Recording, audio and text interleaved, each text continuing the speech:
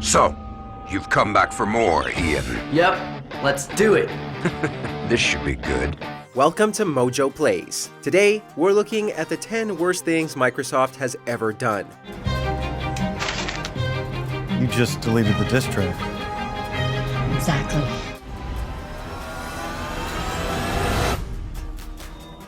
It's smaller, sleeker, and as quiet as ever. And it's available starting today. Will Microsoft ever work out what players want?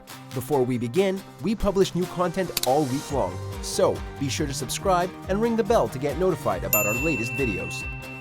Banning the word gay. I thought a team game might be fun, and that some friends that I met online might want to play. You see, Xbox Live has this Optimatch feature, lets you easily find players all over the country who like the same games and levels.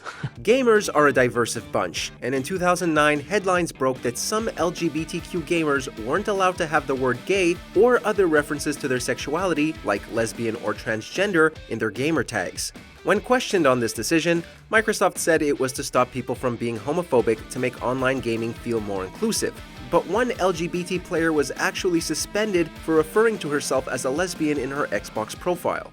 Now, if you're ready to make a gamertag change, here's what you need to know. In 2010, it was changed so that people could include their own sexualities in their tags and profiles if they wanted, but banning someone for talking about their identity is hard to forgive. One guy even got banned for using his name, Gaywood.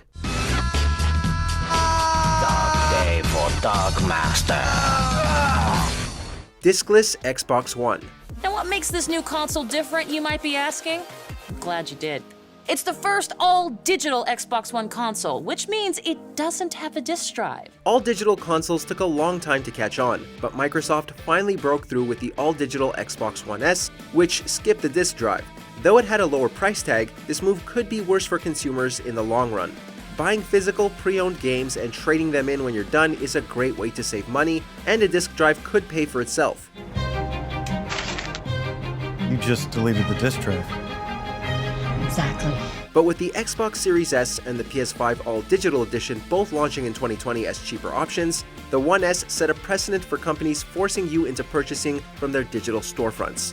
Digital games might be more convenient, but you're stuck buying old games for unfair prices. If you're living the digital life and you're gaming, then the Xbox One S All-Digital Edition console is the one for you.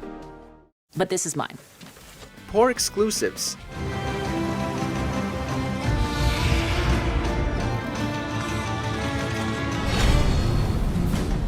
Since the Xbox One, Microsoft's library of exclusive games for its flagship consoles has dwindled to nothing. Nearly every Xbox exclusive also comes to PC, meaning there's no reason for PC gamers to buy the console as well.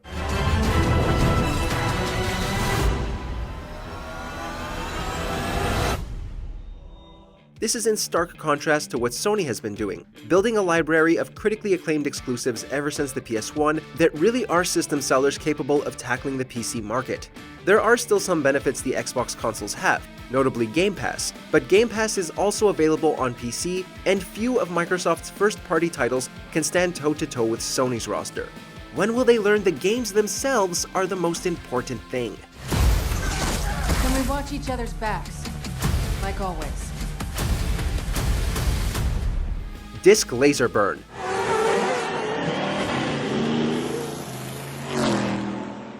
Ideally, you won't ever knock your Xbox 360 over, but accidents happen, and if you kept your Xbox upright, bearing in mind it was upright in all its marketing material, you may have run into this issue. The console had a habit of accidentally burning your game disc while trying to read it. This is the new Xbox 360. The same thing could happen if the console was just moved slightly while it was running. Though you could argue that this was the fault of people not looking after their stuff properly, it was a widely reported issue. And when the 360 had so many other problems, it really starts to look like negligence on Microsoft's part. It's smaller, sleeker, and as quiet as ever. And it's available starting today. Necessities not included.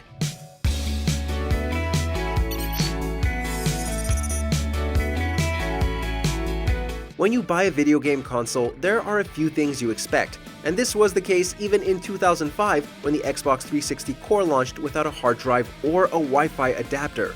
you had to buy these separately to get even halfway decent storage and the ability to play games online wirelessly.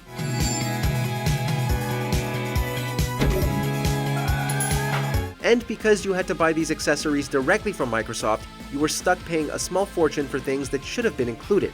And unlike the PlayStation 3, which came with a Blu-ray player included, gamers were forced to buy a $199 add-on of the ill-fated HD DVD format if they wanted to play HD movies.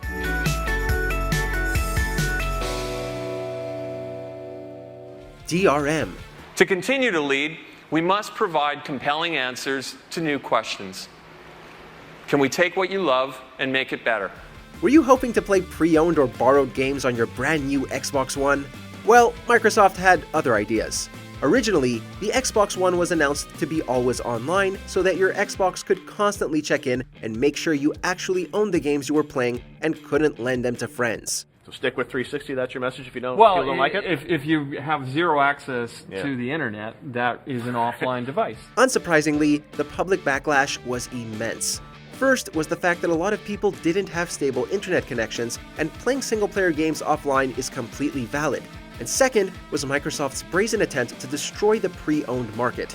DRM was thankfully dropped, but nobody has forgotten that they thought they could get away with it. Hey, is this going to impact me in a negative way? And until you use it, it's really hard to understand what all the advantages are. Kinect. You have the freedom to choose how you want to work out.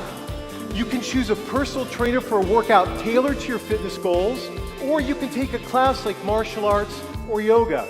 The Nintendo Wii ushered in a new era of motion controls, but Microsoft's Kinect was never able to compete. Not only was there almost no demand for the controller-free device, but it had hardly any games and needed a huge amount of space to work. Play. People were also concerned that Microsoft was spying on them with the Kinect's camera and microphone, especially when Microsoft tried to make it mandatory for the Xbox One. Public opinion quickly turned, and despite including the Kinect in an expensive Xbox One bundle, it was eventually scrapped. So many years later, and nobody's missing it. Yeah, that's right. If a cursor's coming up inadvertently during a movie, it can be really distracting. So we added that feature to turn it off if it's not working for you. That's great. Thanks, Scott. The Xbox One.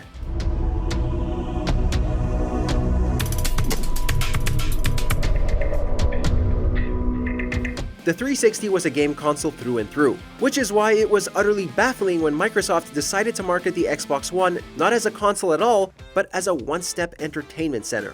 The focus on making good video games almost disappeared completely, and instead Microsoft pushed the fact that you could use your Xbox to stream TV and little else. And with that simple command, I'm watching live TV.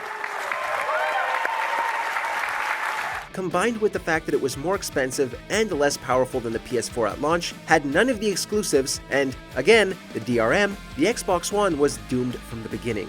It never had a chance of competing with the PS4.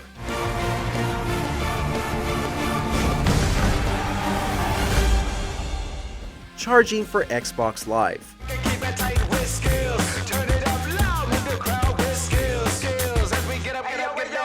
All digital consoles are the most recent precedent set by Microsoft, but back in the 2000s, they set an entirely different one, charging players for online subscriptions. This may be the norm now, but the PS3 and the Wii didn't charge players to play online. You're already paying for the internet in the first place, after all. You do get some bonuses from subscriptions, like free games and discounts, but a lot of people still aren't happy about essentially paying twice for internet access, 3 times if you include the cost of the game itself.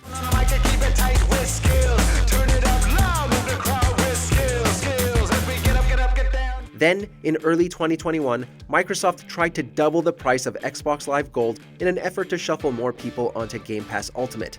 They backed down almost instantly, but it says a lot that they considered this at all.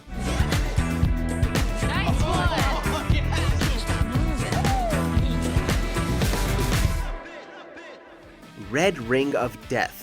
Ah, the red rings of doom signal that your Xbox 360 is fried. Microsoft hasn't specified the cause, but users say the console's cooling system just can't take the heat of a lot of play. In retrospect, it's insane that the Xbox 360 went to market with catastrophic problems that could immediately brick your console with no warning whatsoever. For years, people playing on launch model 360s lived in fear. And if you still have your classic console, you probably still do, because at any moment, your console could turn itself off and show the infamous red ring of death. While it's possible for a console to come back from this, a lot were permanently damaged, and it wasn't helped by the fact that the red ring could signal any number of issues. Microsoft paid $1.15 billion to recall and repair failed consoles, and still faced a lawsuit because of the console's failures. We would respectfully submit as the kind of issue that is ripe for class action adjudication. Thanks for watching. If you enjoyed the video, there's more where that came from.